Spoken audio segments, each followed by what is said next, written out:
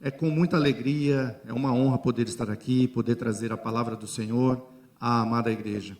E nessa noite, eu creio que Deus tem uma palavra dos céus para a sua vida, amém? Você crê nisso?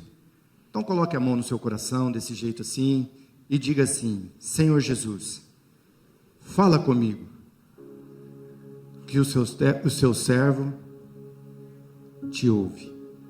Amém.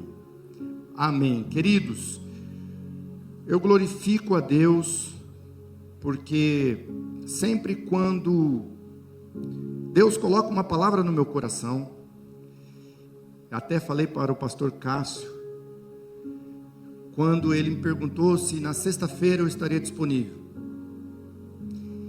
E eu trabalho às sextas-feiras, só que essa semana eu estive em um treinamento em Belo Horizonte, cheguei hoje, durante o dia, e não irei trabalhar à noite. Então estou aqui. Por isso que eu não creio em coincidências, mas eu creio em providências. E se eu estou aqui nesta noite é porque essa palavra que o Senhor colocou no meu coração é para alguém que está aqui nesta noite, ou alguém que está nos assistindo pelo nosso canal, pelas redes sociais. Eu tenho a certeza de que o Senhor quer falar com a sua igreja, eu tenho a certeza de que o Senhor quer agir de forma sobrenatural nas nossas vidas. O tema para essa mensagem que eu coloquei, e é um tema que foge um pouco dos temas que eu normalmente coloco, porque eu faço agora algo diferente. O tema que eu coloquei hoje é cristão ao ponto. Por que é cristão ao ponto? Quantos aqui gostam de um alimento bem temperado, um feijãozinho bem temperado? Quem sabe um churrasco bem temperado? Quantos aqui não gostam de um alimento bem temperado? Todos nós gostamos de um alimento bem temperado, não é verdade? Quando o Senhor me entregou essa palavra, é justamente nesse sentido que Ele falou ao meu coração. Eu sei que cada um de nós está em diversos lugares, em diversas situações, no trabalho, na escola, na comunidade, na fila do banco, seja onde nós estivermos. O Senhor espera que nós tenhamos um ponto. E qual o ponto de cada cristão, de cada filho de Deus? Quem é que determina o ponto certo de cada cristão? A palavra de Deus. A palavra de Deus nos direciona, nos capacita, nos ensina, nos exorta, nos traz ao ponto certo, que é o centro da vontade de Deus. Quantos querem estar no centro da vontade de Deus? Todos nós.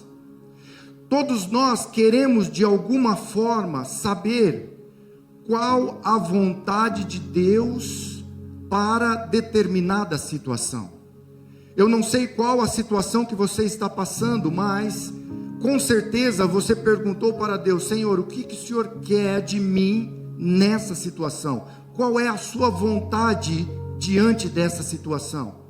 Quem sabe você está passando um problema de enfermidade na sua família. Quem sabe você está passando uma dificuldade financeira. Quem sabe você está passando uma dificuldade nos relacionamentos dentro da sua casa, na sua família. Eu não sei, mas o que eu sei é que sempre o Senhor tem algo a nos ensinar, para nos levar ao ponto certo, ao ponto ideal, que é a vontade, que é o centro da vontade de Deus.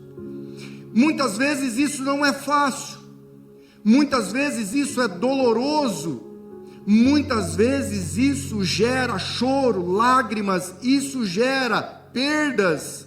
Olhando para o lado natural, muitas vezes nós achamos que nós estamos andando para trás, mas na verdade, quando nós queremos estar no ponto, no centro da vontade de Deus, nós não estamos andando para trás, mas nós estamos andando na direção daquele que é o cabeça da igreja, daquele que é o Senhor de todas as coisas.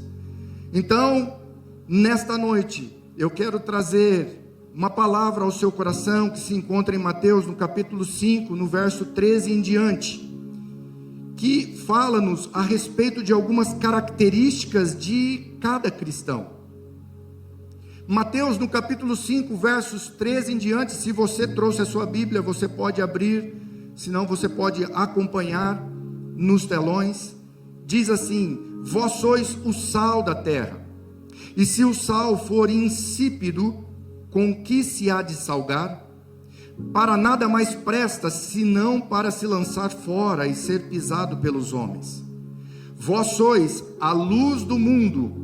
Não se pode esconder uma cidade edificada sobre um monte, nem se acende a candeia e se coloca debaixo do alqueire, mas no velador, e dá a luz a todos que estão na casa. Assim resplandeça a vossa luz diante dos homens, para que vejam as vossas boas obras e glorifiquem a vosso Pai que estás nos céus. Eu posso ouvir um amém? Vós sois o sal da terra e a luz do mundo. A Bíblia diz, palavras de Jesus, vós sois.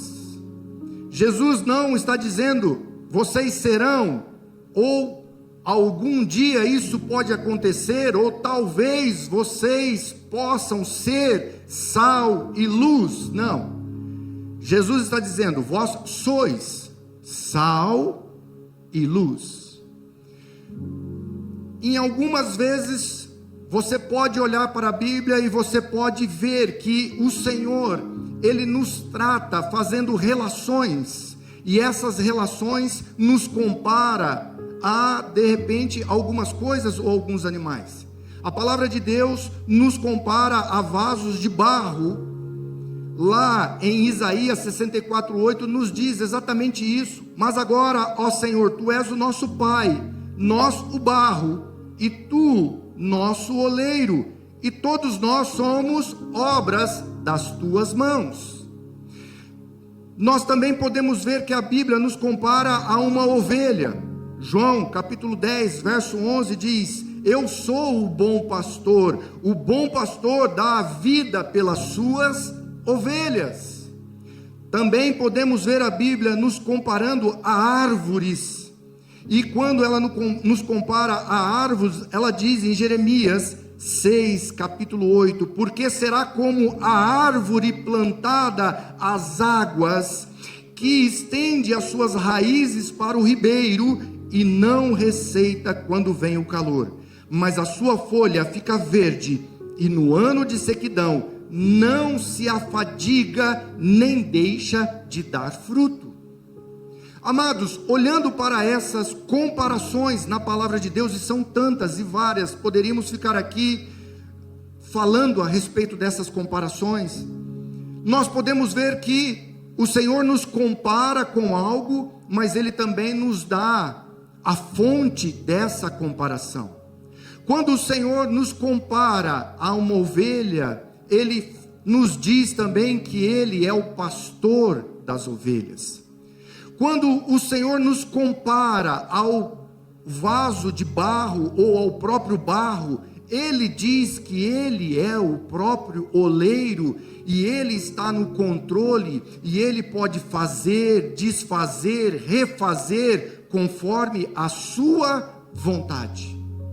Quando nós somos comparados a árvores, essas árvores estão plantadas a ribeiros ou próximos de ribeiros, como nós lemos aqui há pouco. E quem é o rio cujo as águas brotam do trono do Senhor, senão o próprio Jesus? Jesus é o nosso rio. Existe um hino antigo que cantávamos que diz exatamente isso: existe um rio, Senhor, cujas águas brotam do seu trono, águas que curam, águas que limpam, águas que restauram. Então o Senhor nos compara, mas Ele também se coloca como a fonte para que nós possamos ser, de alguma forma, nutridos por essa fonte. suportados por essa fonte, nós somos alimentados por essa fonte, nós somos direcionados por essa fonte, porque Ele é o nosso Senhor, Ele é a nossa fonte, é dele que vem toda a provisão, é dele que vem toda a palavra. A Bíblia diz que o homem pode dizer algo, mas a última palavra é de Deus. Então, quando nós olhamos para a palavra de Deus e vemos essas comparações, nós temos sim uma fonte de onde nós podemos receber a provisão de Deus. E olhando para essa fonte, nós podemos então entender o próprio Senhor. Agora, voltando para o texto em que nós lemos, em Mateus capítulo 5, versos 13 a 16, nós somos comparados a sal, somos comparados à luz, e a Bíblia nos diz que nós somos sal e somos luz. Quando o Senhor fala isso, Ele fala em duas etapas. O Senhor não deixa separado, como eu falei há pouco, ovelha, árvore, como eu falei há pouco, a respeito de comparações que nós vemos na Bíblia. Essa comparação agora, ela tem uma dualidade, ela tem um complemento, ela tem algo para que possamos entender. Vós sois o sal da terra e luz do mundo. O que isso me ensina é que todo cristão que aceita Jesus como seu único e suficiente Salvador, ele automaticamente recebe o poder, e a Bíblia nos diz isso em João 1,12, recebe o poder de se tornar filhos de Deus. E quando nós recebemos esse poder está embutido exatamente nessas características do sal. Nós somos então agora sal da terra. Talvez você já ouviu alguém falar durante a sua vida cristã: ó, meu irmão, você precisa ser sal, você precisa agir como sal, seja sal da terra onde você estiver. Amados, eu quero dizer para vocês que vocês já foram constituídos sal nesta terra, para fazer a diferença por onde vocês estiverem, para fazer a diferença dentro da sua família, para fazerem a diferença lá no seu trabalho, para fazer a diferença onde o Senhor vos enviar, onde vocês estiverem. A Bíblia diz que o Senhor nos dá como herança, onde nós colocarmos a planta dos nossos pés, Ele nos dá como herança, e ali então nós temos que propagar algumas características, e o sal fala disso. Anteriormente, se lermos a palavra do Senhor, nós vamos ver que o Senhor, no capítulo 5, Ele começa a falar o sermão do monte, ou o sermão da montanha. O que Ele fala? As bem-aventuranças ou as beatitudes. O que fala as bem-aventuranças? Fala justamente do caráter do cristão, fala justamente de como nós devemos agir e ser aqui nesta terra. Bem-aventurados os que choram, bem-aventurados os que sofrem por causa da minha palavra, bem-aventurados sois vós quando vos perseguirem. Bem-aventurados fala justamente de sermos felizes diante de toda e qualquer situação, porque quando nós temos o caráter de Cristo, o caráter cristão, o cristão no ponto, no centro da vontade de Deus, nada nos abala. Nada vai te abalar, meu querido, porque o Senhor está no controle de todas as coisas. O Senhor está no controle da sua vida. O Senhor está no controle da sua família. Muitas vezes nós sofremos, sim. E se olharmos para a palavra de Deus, isso faz parte de um processo. Isso faz parte de uma situação, não para te diminuir, não para te deixar no chão. O Senhor não quer isso para você, mas o Senhor quer que você se fortifique, viva de fé em fé, de glória em glória, de vitória em vitória. Olhando para o sal, então, nós podemos ver algumas características, e o cristão precisa ter essas características. O sal, duas delas são importantíssimas, que é dar sabor e também agir de forma antisséptica. Quando Jesus fala, vós sois o sal da terra e a luz do mundo, Ele não só está dando uma característica para o cristão, mas Ele também está dando uma característica para o mundo. O mundo precisa de nós como o sal, e precisa de nós como luz. Por quê? Porque o mundo, esta terra, isso que nós olhamos aqui, está afogada na corrupção, está afogada em situações horríveis e pecados, e situações em que, se nós olharmos, nós vamos também tomar parte disso. Mas nós temos que, na verdade, agir de forma a combater isso. O sal tem essa característica antisséptica, de justamente fazer a proteção, de não deixar que o alimento se perca. Antigamente, talvez os mais antigos aqui, os mais experientes, podem se lembrar que as pessoas salgavam as carnes, salgavam os alimentos, não havia geladeira, e o sal era determinante para manter os alimentos de forma que pudesse ser consumido. O sal então é determinante para que nada venha deteriorar aquele alimento. E assim devemos ser nós nesta terra. Sal da terra quer dizer, ei, você precisa se posicionar, você precisa tomar uma posição diante dessa situação, você precisa tomar uma posição diante disso, tudo que você está vivendo. Talvez você precisa se posicionar lá no seu trabalho, talvez você precisa se posicionar lá na escola, talvez você precisa se posicionar dentro da sua própria casa, dentro da sua própria casa. Quem sabe pessoas estão olhando tudo acontecer à sua volta, e aquilo não faz com que ele dobre o seu joelho, não faz com que ele clame a Jesus, não faz com que ele ore ao Senhor, de forma que o Senhor haja com misericórdia, com graça, sobre aquela situação, sobre a vida dos seus. Amados, se isso não fazer você orar, então há alguma coisa errada. E o que é que está errado?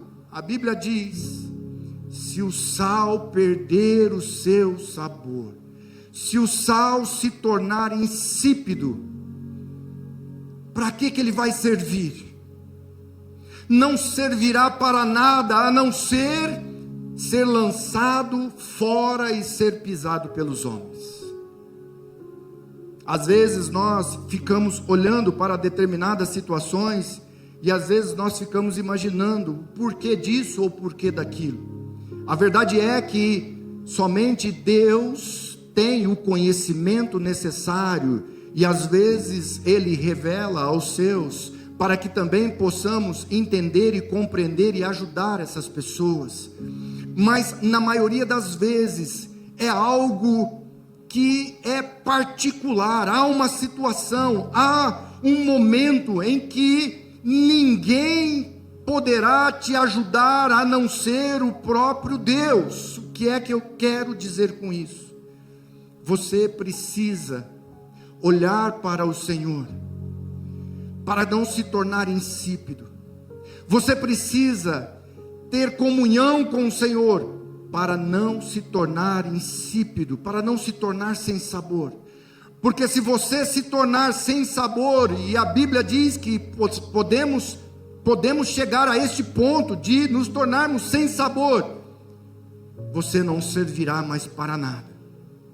E sabe o que é não servir para nada diante de Deus? Você tem ideia do que é não servir para nada diante de Deus, sendo um cristão, sendo uma pessoa que entregou a sua vida para Cristo? É você caminhar na contramão daquilo ou de tudo aquilo que a Bíblia nos ensina. é você caminhar na contramão de tudo aquilo que o próprio Senhor, da vontade de Deus para a sua vida. Então, meu querido, nesta noite, com muito amor eu falo para você: não se torne insípido, não perca o sabor, não perca a qualidade de ser sal. O sal, ele é imperceptível. Ninguém está falando para você girar, para você correr, ninguém está falando para você fazer uma festa, ninguém está falando isso. Nós estamos falando para você ser um cristão ao ponto. Sabe o que é ser um cristão ao ponto? Eu tenho parentes que, obviamente, não são cristãos ou são de outras religiões, e eu respeito isso. Nós precisamos respeitar isso, mas quando nós chegamos, quem sabe, em uma festa em que as pessoas estão festejando e aquela festa está rolando, nós chegamos e nós ficamos de uma forma a estar presente naquele lugar por um momento, mas enquanto nós estamos ali, nós sentimos que o clima, ele muda. Algumas pessoas vêm conversar com você, justamente incomodadas, e aí então, nós sentimos o momento de sairmos daquele lugar, mas naquele momento que nós estivermos naquele lugar, nós precisamos expressar as características da vontade de Deus. Nós precisamos expressar a vontade do Senhor. Nós precisamos expressar, como sal da terra, expressar características somente cristãs naquele lugar. Nós não podemos perder isso de vista, nós não podemos nos contaminar, porque se nós nos contaminarmos, então nós estaremos indo de contra ou contramão a tudo aquilo que o Senhor nos ensina. Outra situação que nós vemos aqui na sequência é justamente sermos luz do mundo. Ser luz do mundo nos ensina que nós precisamos, da mesma forma como o sal, fazer a diferença onde nós estamos. E essa é uma situação que a Bíblia deixa muito bem clara, não é uma característica nossa, não é uma característica do Juliano, não é uma característica do João Marcos, não é uma característica de A, B ou C, não. Essa característica é de Deus. A Bíblia nos diz a respeito de Deus sendo o quê? Luz. A palavra de Deus nos diz em 1 João capítulo 1, verso 5: e esta é a mensagem que dele ouvimos e vos anunciamos, que Deus é luz e não há nele trevas nenhuma. A luz é Deus, a luz é Jesus. Cristo é a manifestação plena da luz. João 1, 4 e 5 nos diz: nele estava a vida, e a vida era a luz dos homens, e a luz resplandece nas trevas, e as trevas não compreenderam. E o próprio Senhor Jesus se apresenta dizendo: eu sou a luz do mundo, em João, no capítulo 8, no verso 12. Então, quando nós tomamos a posição de sermos sal da terra e luz do mundo, nós estamos tomando uma posição no reino dos céus, não é uma posição simplesmente na terra. Talvez você tenha dificuldade de se posicionar por conta disso. Quando nós nos posicionamos aqui na terra, justamente em obediência à palavra de Deus, nós estamos nos posicionando também no céu, e o Senhor está validando o nosso posicionamento. Então, quando você se posiciona diante de uma corrupção, quando você se posiciona diante de um pecado, de uma situação adversa, diante de um problema maligno, você se posiciona também nos céus. Jesus, Ele está do nosso lado, endossando o nosso posicionamento. Mas pastor, você não conhece o meu problema, você não conhece a minha situação, eu posso ser mandado embora daquele trabalho. Amado, se você pensa assim, se o trabalho é maior ou melhor do que Jesus, você precisa rever os seus conceitos. Eu não estou falando para você ser radical, chegar lá no trabalho, meter o pé na porta e ir lá falar com o gerente e falar assim: ei, a partir de hoje vai ser assim, assim, assado. Não. Mas nós precisamos nos posicionar quando nós somos incitados a fazer alguma coisa errada, por exemplo. Não sei se alguém já fez isso, mas vira e mexe, secretárias são orientadas a dizer para o seu superior: se alguém ligar, diga, eu não estou aqui. Amados, uma vez eu fui colocado nessa situação. Um superior meu chegou para mim, eu chegando de viagem, ele falou para mim: Juliano, já coloca suas coisas aí, porque você tem que ir em uma outra empresa, e eu já falei para ele que você estava a caminho.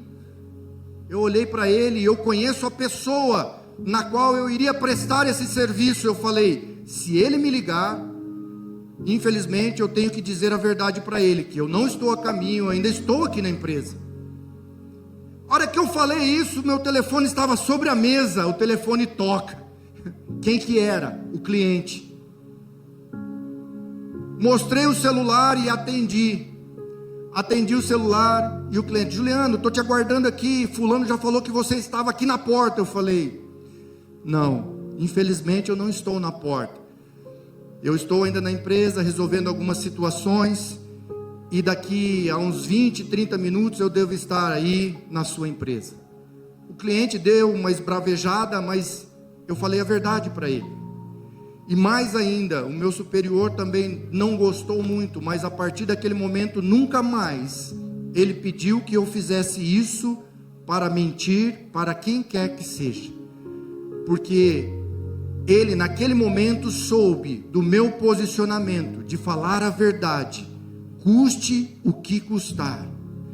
Isso precisa permear o caráter cristão, isso precisa ser inerente a cada um de nós. Amados, custe o que custar. E eu quero dizer para você, nesse caso, custe o que custar, você estará do lado certo. E se você está do lado certo, do lado de Deus, nós somos mais do que vencedores em Cristo Jesus. A palavra de Deus nos garante isso. Aleluia! Você pode aplaudir o Rei da Glória?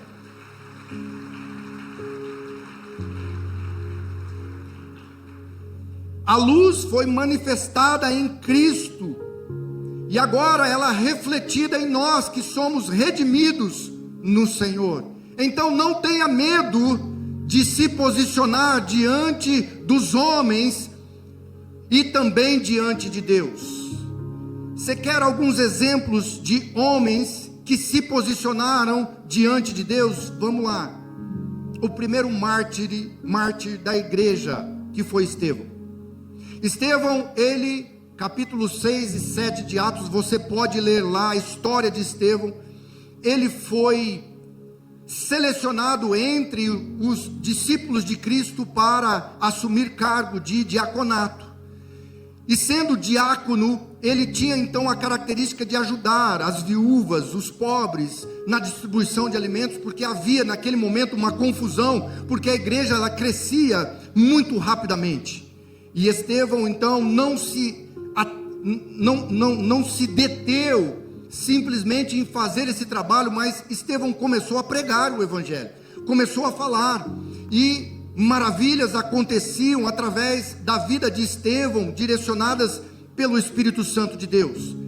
E isso então chegou no ouvido dos doutores da lei, das pessoas que estavam no sinédrio, e eles então encerraram, eles então prenderam Estevão, julgaram ele de forma realmente nada comum, assim como Jesus Cristo. E Estevão foi levado até fora da porta do sinédrio e ele foi apedrejado. Interessante é que quando nós vemos as palavras de Estevão no seu discurso diante de todos aqueles homens, porque foi-lhe dado o direito de discurso, ele falava justamente, exatamente a respeito de Jesus.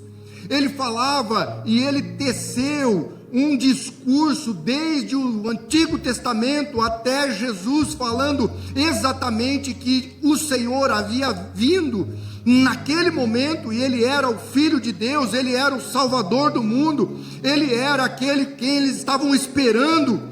Ele estava com a sua fé, ele estava convicto de que o Senhor era Deus, de que o Senhor é Deus, de que Jesus havia ressuscitado. Então o discurso dele foi realmente fantástico, mas ele foi apedrejado. Eu quero te dizer uma coisa nesta noite: talvez você se posicione do lado de Deus, talvez você se posicione do lado da verdade, talvez você se posicione do lado certo da palavra de Deus, e talvez você, olhando naturalmente, fique em desvantagem. Mas a palavra de Deus nos diz que se nós esperamos somente nesta terra, nós somos os homens mais desprezados dessa terra. Nós esperamos em Deus, nós precisamos esperar no Senhor, nós precisamos confiar em Deus. A nossa morada não é aqui, é nos céus. Nós estaremos com Deus toda uma eternidade, nós estaremos com Ele ceando à mesa de forma de uma eternidade, e estaremos ali com o Senhor, com o próprio Deus. Nós precisamos crer nisso. Crer que o Senhor nos mantém, nos sustém com a sua destra poderosa, porque assim como Estevão, no seu discurso e recebendo aquelas pedradas, ele olha para os céus e ele diz, capítulo 7, verso 56, ele diz justamente, ele olha para os céus e ele vê o Filho do Homem sentado à destra do Deus Todo-Poderoso. É isso que nós precisamos ver, é o Senhor. Os nossos olhos precisam estar fixos em Jesus, autor e consumador da nossa fé. Mas Estevão não fica aí, ainda recebendo pedradas. Olha só, o sal, a luz do mundo. Estevão faz uma oração final ao Senhor, dizendo: Senhor, não impute a eles este pecado, perdoa-lhes. Você já pensou nisso, querido? Talvez você está aqui e você foi passado para trás. Talvez você está aqui e foi enganado por alguém da sua própria família. Talvez você está aqui pensando em fazer, quem sabe, uma besteira com um amigo, com uma amiga. Quem sabe não olhar mais para a cara, quem sabe não conversar mais. Nessa noite eu quero dizer para você: seja sal, seja luz na vida dessa pessoa, porque o bem não vai ser só para a pessoa, mas vai ser para você também. O bem, muitas vezes nós olhamos o bem que nós fazemos para as outras pessoas. Quem sabe você faz alguma coisa, Oséias, você sempre olha para outra pessoa, mas evangelho é isso. A Bíblia diz que nós devemos amar o nosso próximo como a nós mesmos. Então nós precisamos olhar para o nosso próximo, ser sal na vida dele, ser luz na vida dele, para que eles possam entender como é o reino dos céus. O reino dos céus não se limita a isso que nós vemos, não se limita a esse mundo natural. Se você pudesse ter os seus olhos sobrenaturais abertos nesse momento, você poderia ver agora anjos voando para lá e para cá, o Senhor passeando no meio da igreja, e Ele dizendo: vai meu filho, é isso que eu quero de você. Todos vocês que estão aqui, que vocês sejam sal, que vocês sejam luz do mundo, onde vocês estiverem. Aleluia. Nós precisamos fazer isso. E eu gostaria nessa noite de orar por você. Que bom que você chegou até o final desse vídeo. Tenho certeza que essa palavra muito te edificou. Agora, deixamos aqui 2 sugestões para você assistir e que com certeza vai impactar a sua vida.